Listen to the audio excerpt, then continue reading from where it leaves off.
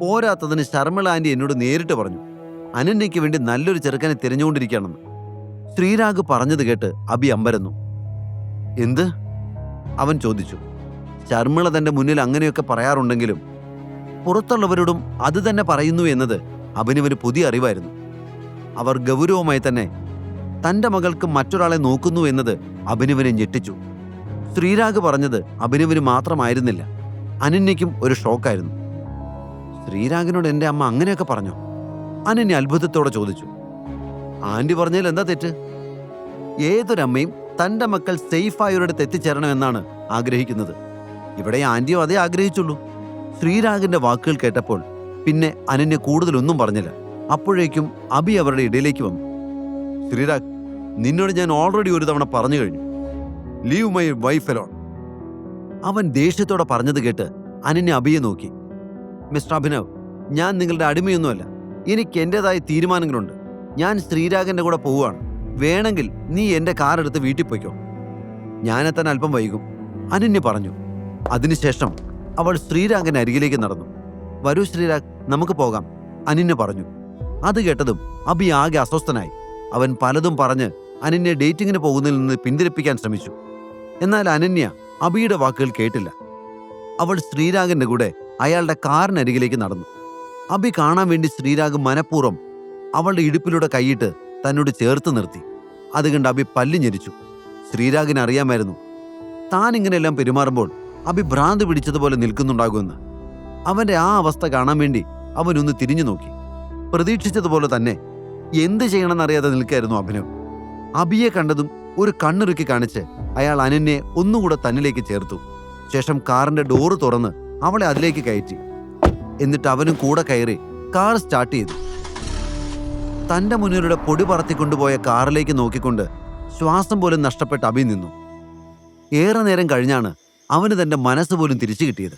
ഇനിയും അവിടെ നിന്നിട്ട് കാര്യമില്ലെന്ന് അബിക്ക് അറിയാമായിരുന്നു.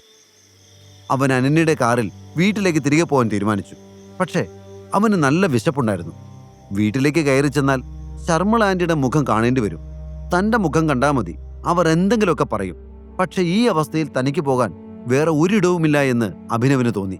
അവൻ മനസ്സില്ലാ മനസ്സോടെ ആ കാറെടുത്ത് അനന്യയുടെ വീട്ടിലേക്ക് തിരിച്ചു. അനന്യയുടെ വീട്ടിലെത്തിയപ്പോൾ തന്നെ അവൻ കാണുന്നത് ഹാളിലിരുന്ന് മാഗസിൻ വായിക്കുന്ന ശർമിളയാണ്. കുറച്ചു നേരം അവൻ കാറിൽ തന്നെ ഇരുന്നു. പിന്നീട് ഫോൺ എടുത്ത് ഒരു പിസ്സ ഓർഡർ ചെയ്തു. ആ വീട്ടിലെ കിച്ചണിൽ കയറി കഴിഞ്ഞ രാത്രിയിലെ പോലെ ശർമിളയുടെ ശകാരം കേൾക്കാൻ അവൻ ആഗ്രഹിച്ചിരുന്നില്ല. പിസ്സ ഉടനെ അവിടെ എത്തിക്കും എന്ന് ഡെലിവറി ബോയ് വിളിച്ചു പറഞ്ഞിരുന്നു. അതുകൊണ്ട് അവന് വീടിന്റെ മുന്നിൽ നിന്ന് മാറാനും കഴിയുമായിരുന്നില്ല. ഇനി എന്തു ചെയ്യും എന്ന് ആലോചിച്ച് അവൻ ഒരു നിമിഷം നിന്നു. പിന്നെ ഒന്നും മിണ്ടാതെ അകത്ത് കയറി അവിടെയുള്ള സോഫയിലേക്ക് ശർമിളയുടെ ഓപ്പോസിറ്റായി ഇരുന്നു. ശർമിള മാഗസീൻ അടച്ചു വെച്ച് ദേഷ്യത്തോടെ അവനെ തന്നെ നോക്കി. അപ്പോ ഞാൻ കേട്ടതൊക്കെ സത്യമാണല്ലേ? ശർമിള അവന് നോക്കി പറഞ്ഞു. അത് കേട്ടതും അഭിനവന്റെ നെറ്റി ചുളിഞ്ഞു. എന്താ കേട്ടത്? അവൻ ചോദിച്ചു. അല്ല, സാറിനെ വിക്രം ജോലിയിൽ നിന്ന് പിരിച്ചുവിട്ടു എന്ന് കേട്ടു. അത് സത്യമാണല്ലേ എന്നാ ചോദിച്ചത്. ശർമിള ചോദിച്ചത് കേട്ട് അബി ഒരു നിമിഷം എന്ത് വേണമെന്നറിയാതെ ഇരുന്നു. ഇത്ര പെട്ടെന്ന് വാർത്ത ശർമിള അറിയുമെന്ന് അഭിനവ് കരുതിയില്ല. ഇനിയിപ്പോ അതിൽ കയറി പിടിച്ചിട്ടായിരിക്കും ചൊറിച്ചിൽ, അവൻ മനസ്സിൽ പറഞ്ഞു. ശരിയാ, ആന്റി കേട്ടത് സത്യം തന്നെയാണ്. എന്റെ ജോലി പോയി. പക്ഷെ കുഴപ്പമില്ല, വേറെ കമ്പനിയിൽ ഞാൻ അപ്ലൈ ചെയ്തിട്ടുണ്ട്. ഉടനെ കിട്ടുമെന്നാണ് ഞാൻ പ്രതീക്ഷിക്കുന്നത്. ഇത് കേട്ടപ്പോൾ ശർമിള ദേഷ്യപ്പെട്ടു. നീ എന്താ വിചാരിച്ചത്? ഞാൻ വെറും മണ്ടിയാണെന്നോ? വിക്രമിനെ പോലെ ഒരാൾ നിന്നെ ജോലിയിൽ നിന്ന് പിരിച്ചുവിട്ടു എന്ന് പറഞ്ഞാൽ പിന്നെ വേറെ എവിടെയും നിനക്ക് ജോലി കിട്ടില്ല. വേറെ കമ്പനിയിൽ അപ്ലൈ ചെയ്തിട്ടുണ്ട് പോലും, ശർമിള ദേഷ്യത്തോടെ പറഞ്ഞു. അബി അതിന് മറുപടി ഒന്നും പറഞ്ഞില്ല. കൂടുതലൊന്നും അവരോട് അവന് പറയാനാവില്ല. മാത്രമല്ല, അവരോട് എന്തെങ്കിലും സംസാരിക്കാൻ നിന്നാൽ അത് കൂടുതൽ പ്രശ്നങ്ങൾക്ക് വഴിവെക്കും എന്നവൻ ഉറപ്പായിരുന്നു. അതുകൊണ്ടാണ് അവനൊന്നും മിണ്ടണ്ടെന്ന് തീരുമാനിച്ചത്. ഇവിടെ കാണിച്ചു കൂട്ടുന്നത് പോലെ അവിടെയും അയാളുടെ തലയെ കയറിയിരുന്ന് നിരങ്ങി കാണും. അതുകൊണ്ടാവും നിന്നെ പിരിച്ചുവിട്ടത്. കൾച്ചർ എന്ന് പറഞ്ഞൊരു സാധനം നിനക്കൊന്നും ഉണ്ടാവില്ലല്ലോ. നിന്നെപ്പോലെ തെരുവി കിടക്കേണ്ടവനെയൊക്കെ വിളിച്ച് ജോലി കൊടുക്കുന്നവരെ വേണം പറയാൻ. എന്തിനാ പുറത്തുള്ളവരെ പറയുന്നത്? സ്വന്തം കൊച്ചുമോളെ കെട്ടിച്ചു കൊടുത്ത ആൾ ഇവിടെ തന്നെ ഉണ്ടല്ലോ. ശർമിള പറഞ്ഞത് കേട്ട് അബിയുടെ ക്ഷമ നഷ്ടമായി. പിസയും വേണ്ട, ഒരു കുന്തവും വേണ്ട. ഈ തള്ളയുടെ മുന്നിൽ വന്ന് പെട്ടത് തന്നെ മനുഷ്യന്റെ കഷ്ടകാലം. ഇവരുടെ ഈ വൃത്തികെട്ട വായിൽ നിന്ന് വരുന്നത് കേൾക്കുന്നതിനേക്കാൾ നല്ലത് വിശന്ന് ചാവുന്നതാ, അബി ചിന്തിച്ചു. അവൻ വേഗം അവിടെ നിന്ന് എഴുന്നേറ്റ് അനന്യയുടെ മുറിയിലേക്ക് നടന്നു. എന്താണ് ഞാൻ ചോദിച്ചതിന് മറുപടിയൊന്നും പറയാനില്ലേ നിനക്ക്? ഇങ്ങനെ എത്ര നാൾ ഒളിച്ചോടാന്നാ നിന്റെ വിചാരം? പൊയ്ക്കോ പൊയ്ക്കോ, പോയി എയർ കണ്ടീഷൻ ചെയ്ത് റൂമിൽ പോയി കിടന്നുറങ്ങ്. നിനക്ക് അധികകാലം ഒന്നിങ്ങനെ സുഖിക്കാൻ കഴിയുമെന്ന് നീ കരുതണ്ട മോനെ. അതിനുള്ളത് ഞാൻ ചെയ്യുന്നുണ്ട്, ശരിയാക്കി തരാൻ ഞാൻ. ശർമിള അവനെ നോക്കി ഉറക്കെ വിളിച്ചു പറഞ്ഞു. അപ്പോഴേക്കും അഭിനവ് അനന്യയുടെ മുറിയിലെത്തിയിരുന്നു. ഇതേ സമയം കൊച്ചിയിലെ ഒരു 5 സ്റ്റാർ ബാറിൽ ശ്രീരാഗിനൊപ്പം മദ്യം കഴിക്കായിരുന്നു അനന്യ. സത്യത്തിൽ ഈ ഡേറ്റിംഗ് അവൾക്കൊട്ടും താല്പര്യം ഉണ്ടായിരുന്നില്ല. അവളുടെ അമ്മ ശർമിളയാണ് അവളെ നിർബന്ധിച്ച് ശ്രീരാഗിനൊപ്പം ഡേറ്റിങ്ങിന് പറഞ്ഞയച്ചത്. അതുമാത്രവുമല്ല, അവൾക്ക് അഭിനവുമായുള്ള വിവാഹം ഒട്ടും താല്പര്യവും ഉണ്ടായിരുന്നില്ല. അവൻ്റെ മുന്നിലൂടെ ശ്രീരാഗിൻ്റെ കൂടെ ഡേറ്റിങ്ങിന് പോകുന്നത് അഭിനവിൻ്റെ മനസ്സ് വേദനിപ്പിക്കാൻ വേണ്ടിയാണ്. ഇതെല്ലാം കണ്ട് അവൻ സ്വയം ഒഴിഞ്ഞു പോവുകയാണെങ്കിൽ പോവട്ടെ എന്ന് അവൾ കരുതിയിരുന്നു.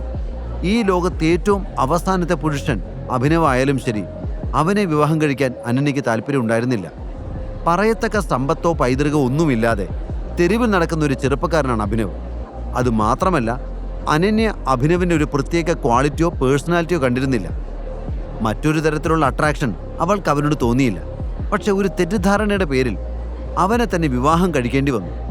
ആകെക്കൂടി അവന് സ്വന്തമെന്ന് പറയാനുണ്ടായിരുന്നത് SR എൻ്റർപ്രൈസസിലെ ജോലിയായിരുന്നു. ഇപ്പോൾ അതും ഇല്ലാതായിരിക്കുന്നു.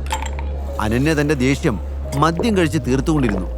അല്പനേരം കൂടി കഴിഞ്ഞപ്പോൾ അനന്യയ്ക്ക് അവിടെ നിന്ന് എങ്ങനെയെങ്കിലും ഒന്ന് വീട്ടിലേക്ക് പോയാൽ മതി എന്ന അവസ്ഥയായി. എന്നാൽ അവൾ കാണുന്നത് റൊമാൻറ്റിക്കായി തൻ്റെ നേരെ നോക്കുന്ന ശ്രീരാഗിനെയാണ്. ആൻറ്റിയാണ് എന്നെ നിർബന്ധിച്ചത് നിന്റെ കൂടെ ഒരു ഡേറ്റിങ്ങിന് പോകാൻ. ഞാൻ വിളിച്ചാൽ നീ വരുമോ എന്ന് പോലും എനിക്കറിയില്ലായിരുന്നു.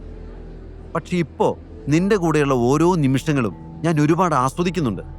ശ്രീരാഗ് പതിഞ്ഞ സ്വരത്തിൽ അവളോട് പറഞ്ഞു. ശ്രീരാഗ്, ഇതുപോലെ ഒന്നും എന്നോട് ദയവ് ചെയ്ത് നിങ്ങൾ സംസാരിക്കരുത്.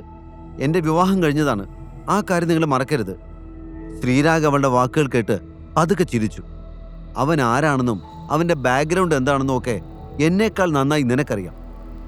തെണ്ടിത്തിരിഞ്ഞ് നടക്കുന്ന അവൻ എവിടെ കിടക്കുന്നു, കേദാർ ഗ്രൂപ്പിൻ്റെ എല്ലാമായ താൻ എവിടെ കിടക്കുന്നു. എനിക്കറിയാം അതുപോലെ ഒരുത്തന്നെ വിവാഹം കഴിക്കേണ്ടി വന്നതിന് തനിക്ക് വല്ലാത്ത സങ്കടമുണ്ടെന്ന്. ആൻറ്റി എന്നോട് ഇത് പലപ്പോഴും സൂചിപ്പിക്കുന്നുണ്ട്. നീ വിഷമിക്കണ്ട, അവനെ നമുക്ക് നിന്റെ ജീവിതത്തിൽ നിന്ന് തന്നെ അങ്ങ് എടുത്തു കളയാം.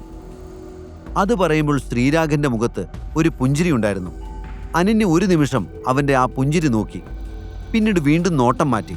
അവൾ അഭിനവനെ സ്നേഹിക്കുന്നില്ല എന്ന് സത്യമായിരുന്നു. പക്ഷെ അതിനർത്ഥം അവൾ ശ്രീരാഗിനെ സ്നേഹിക്കുന്നു എന്നല്ല. മറ്റൊരാളെ ആശ്രയിക്കാതെ അവൾക്കൊറ്റയ്ക്ക് ജീവിക്കാനും ജീവിതം ആസ്വദിക്കാനും ആഗ്രഹമുണ്ടായിരുന്നു. ശ്രീരാഗ്, താൻ എന്നെ മനസ്സിലാക്കണം. അവൻ ആരോ ആവട്ടെ, എൻ്റെ കല്യാണം കഴിഞ്ഞു എന്നുള്ളത് യാഥാർത്ഥ്യമാണ്. എന്നിരുന്നാലും ഇത്തരം ഒരു അവസരത്തിൽ എൻ്റെ കഴുത്തിൽ താലി കെട്ടയാളെ വഞ്ചിച്ചുകൊണ്ട് ഞാൻ ഒന്നും ചെയ്യില്ല, അനന്യ ഉറപ്പിച്ചു പറഞ്ഞു. ഇത് കേട്ട് ശ്രീരാഗിൻ്റെ മുഖം വാടി. എനിക്ക് നിന്നെ ഒരുപാട് ഇഷ്ടമാണ് അനന്യ. അതുമാത്രമല്ല, നമ്മുടെ രണ്ടുപേരുടെയും ലക്ഷ്യങ്ങൾ ഏറെക്കുറെ ഒന്നു തന്നെയാണ്.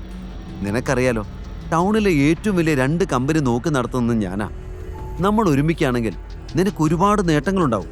2ാമത്തെ കമ്പനി നമുക്ക് മ്യൂച്വൽ അണ്ടർസ്റ്റാൻഡിലൂടെ ഒരുമിച്ച് നടത്താം. ആ കമ്പനി ഇനിയും ഉയരങ്ങളിലേക്ക് എത്തുമെന്നുള്ള കാര്യത്തിൽ യാതൊരു തർക്കവും വേണ്ട. നമ്മുടെ കമ്പനിയുടെ സാരഥിയായി നീയും എൻ്റെ കൂടെ ഉണ്ടാവണമെന്നാണ് എൻ്റെ ആഗ്രഹം. ഒരുപാട് കഴിവുകളുള്ള ഒരു കുട്ടിയാണ് നീ. വെറുതെ ആ അനാഥൻ്റെ കൂടെ ജീവിച്ച് നീ നിന്റെ ജീവിതം വേസ്റ്റ് ആക്കരുത്. ഒരുപാട് ഉയരത്തിലെത്താൻ നിന്നെക്കൊണ്ട് സാധിക്കും. അതിനെന്ത് സഹായം വേണമെങ്കിലും ഞാൻ ചെയ്തു തരാം, ശ്രീരാഗ് പറഞ്ഞു. എന്നാൽ അനന്യയ്ക്ക് അവൻ പറഞ്ഞതൊന്നും ഒട്ടും ഇഷ്ടപ്പെട്ടില്ല. നീ എന്തിനാണ് ശ്രീരാഗ് അനാവശ്യമായി അവനെ അനാഥനെന്നെല്ലാം വിളിക്കുന്നത്? അവൻ ജീവിതത്തിൽ ഒറ്റപ്പെട്ടു പോയത് അവൻ്റെ കുറ്റം കൊണ്ടാണോ? അനാവശ്യമായി ഒരാളെ ഇതുപോലെ കുറ്റപ്പെടുത്തി സംസാരിക്കുന്നത് എനിക്ക് അത്രയ്ക്ക് ഇഷ്ടമുള്ള കാര്യമല്ല, അനന്യ പറഞ്ഞു. ഓക്കെ, നീ പറഞ്ഞതൊക്കെ ശരിയാണ്. തിയററ്റിക്കലി കേൾക്കാൻ നല്ല രസവുമുണ്ട്. പക്ഷെ ഒന്ന് ആലോചിച്ചു നോക്ക്, അവന് നിന്നെ ഏതെങ്കിലും തരത്തിൽ സഹായിക്കാൻ പറ്റുമോ? എന്തിനാനു നീ അവന് വേണ്ടി വക്കാലത്ത് പറയുന്നത്? വെറുതെ അവൻ്റെ പുറകെ നടന്ന് നിന്റെ ജീവിതം കുളമാക്കണ്ട എന്ന് വിചാരിച്ച് പറഞ്ഞതാ ഞാൻ. ശ്രീരാഗിനോട് എന്തു പറഞ്ഞിട്ടും യാതൊരു പ്രയോജനമില്ല എന്ന് അവൾക്ക് മനസ്സിലായി. അവനവനെ കുറ്റപ്പെടുത്താനാണ് ഓരോ നിമിഷവും ശ്രീരാഗ് ഉപയോഗിക്കുന്നത്. അത്തരത്തിൽ ഒരു സംസാരം തുടരുന്നതിൽ അർത്ഥമുണ്ടെന്ന് അനന്യയ്ക്ക് തോന്നിയില്ല. അതുകൊണ്ട് കുടിച്ചിരുന്ന ഡ്രിങ്ക് കംപ്ലീറ്റ് ചെയ്ത ശേഷം അനന്യ പോകാൻ വേണ്ടി ഇറങ്ങി. അനന്യ, നിന്റെ കമ്പനിയുമായി ഉണ്ടാക്കിയ കരാർ ഈ മാസം കൊണ്ട് അവസാനിക്കും എന്ന് നിനക്കറിയാലോ. ഇനി അത് മുന്നോട്ട് കൊണ്ടുപോകണമെങ്കിൽ നമ്മളൊരു പുതിയ കരാറിൽ ഒപ്പുവെക്കണം. എനിക്ക് അത്ര നിർബന്ധമൊന്നുമില്ല. എന്ത് വേണമെന്ന് നീ തന്നെ ചിന്തിച്ച് പറഞ്ഞു.